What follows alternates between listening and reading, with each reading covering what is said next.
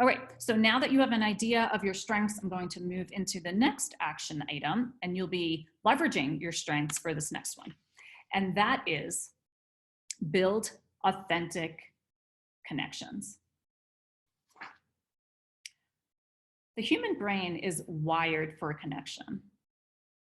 And if you take a look at, the world we're in right now, we have more reasons than ever to reach out. I mean, if you think about it, like if a pandemic is not enough of a reason to reach out, then I really don't know what is.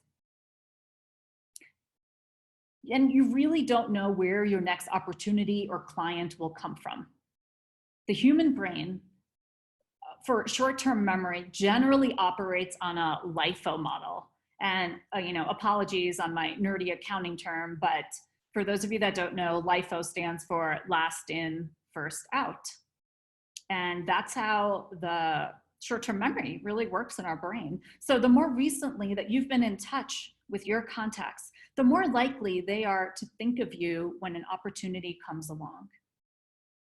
But here's the caveat: building these authentic connections takes time. You can't just pick up the phone when you want something or hear of an opportunity that maybe they can help with. So, here's my plan. This is what I've incorporated into my life and my business. So the first is who. Decide intentionally who in your industry you will reach out to. Time is limited for all of us.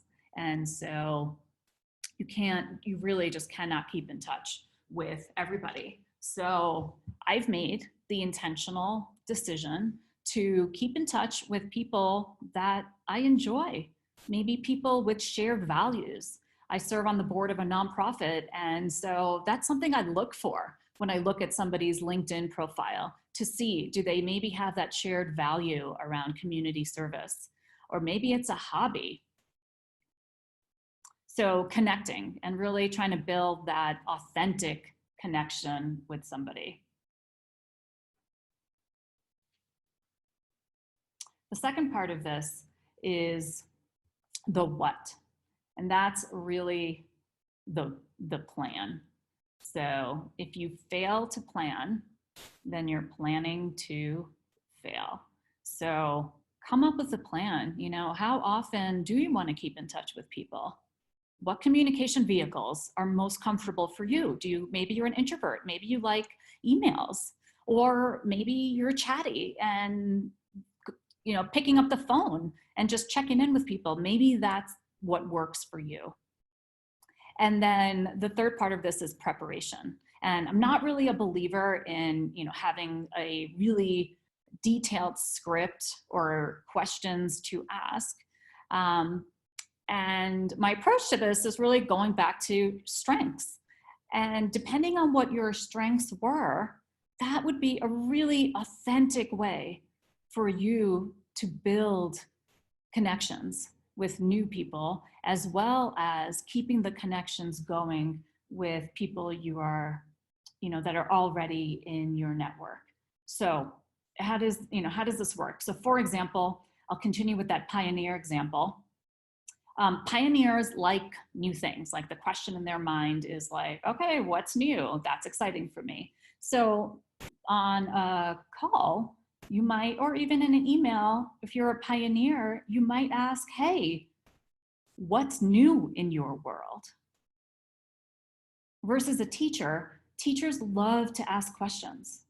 So this is a great opportunity for you to tap into that strength of yours and be curious about the other person. Maybe you ask, how have you and your business been impacted by COVID-19? Versus if you're a provider, providers are the ones who are really kind of in touch with the emotional state of other people and they want to serve. So a provider might connect by asking, how might I be of service? Or how might I help you? The next part of this is the hub. I really, really encourage you to be the hub for your network.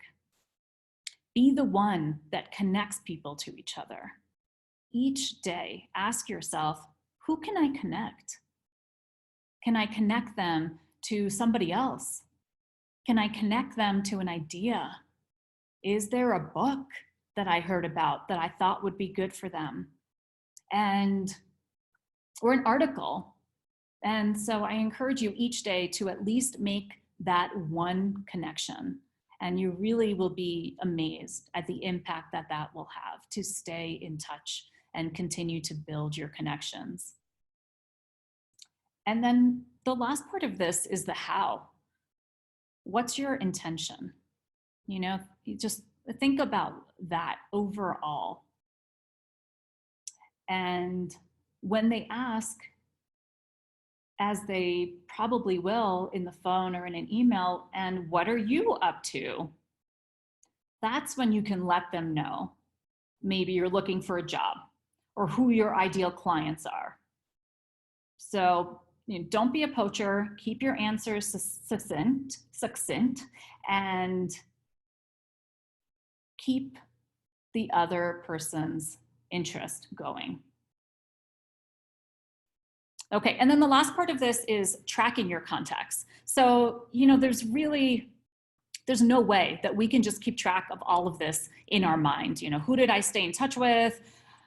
Who should I call next week? I mean, there's just no way to keep track of everything in your mind. And by having a system in place, you'll no longer have that mental load of, oh wait, did I follow up with that person? Let me check my email. Or who was that person that I met a month ago and I wanted to follow up with? Who was that person? Or what was that conversation that I had with that person? What was the key takeaway there?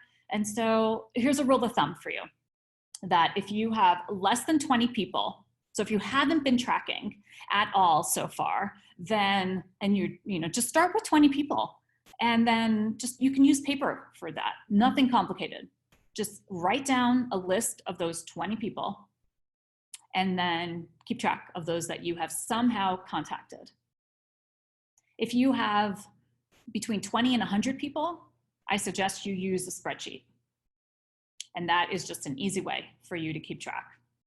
And then if you've got greater than 100 people that are in either your sales funnel or just contacts, and you're in a job search and you're keeping track and you're talking to a lot of people, then go ahead and use a CRM tool, a customer relationship management tool.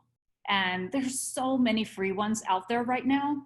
I tested a few, and the one that I've landed on is called Insightly, INSIGHTLY.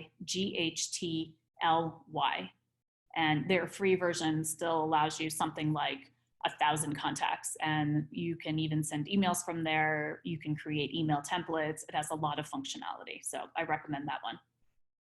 So your action item for this one. So pull out your notebook and write down at least 3 people that you will reach out to this week.